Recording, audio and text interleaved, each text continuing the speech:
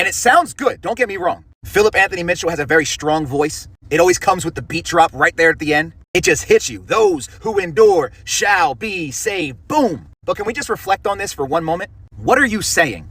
Are you saying that at the end of this journey, there will be some who endured and therefore kept their salvation, and some who did not endure and therefore lost their salvation? What's the difference between the two?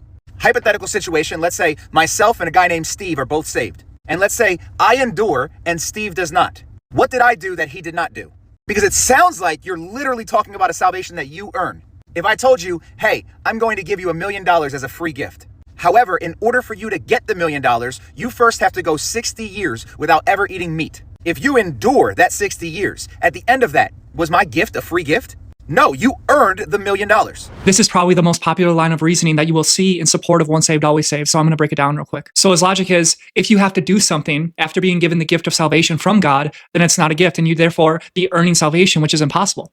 So you would then conclude from that that means there's nothing you need to do after being saved. You don't need to follow Jesus. You don't need to obey him. Now we'd say that true followers of Christ will want to obey, but since salvation is a gift, it's technically optional. They don't have to. Because if they had to, then it wouldn't be a gift, right? Is this true Christian theology? Is this the gospel? No. And here's the verse that breaks this line of reasoning. Luke 17, verses 9 through 10. Does he, the master, thank the slave because he did what he was commanded?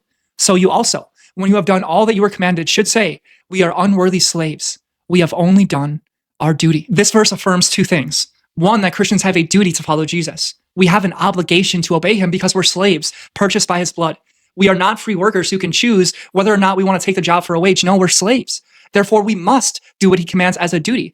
But if you should fulfill your duty and be told, well done, my good and faithful slave, you should not think that that makes you worthy. You are still unworthy and undeserving of the gift that God is giving you. It is still grace. But how is it a gift then? And how is it grace if you have a duty to uphold in order to keep it? Well, I'll tell you, and I'll use biblical examples to explain it. Consider Adam. Does he do anything to merit or deserve being given dominion over all the earth, a perfect relationship with God, and the ability to live forever in the garden? No. It's grace. But God said that he has a duty to not eat from the tree of the knowledge of good and evil, and that he would take away the gift if he didn't uphold his duty. Now consider the Exodus. Do the Israelites do anything to merit or deserve God sending all those plagues on the Egyptians and delivering them out of Egypt by the blood of the Lamb? No, it was grace. It was a gift that God gave them.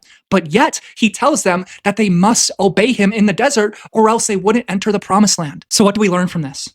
The Bible is teaching that when God gives you a gift, because the gift is so great and glorious, the small acts that he asks you to do don't nullify the fact that it was a gift. You are still unworthy. It is still a gift. It is still grace, even if God maintains the right to take it.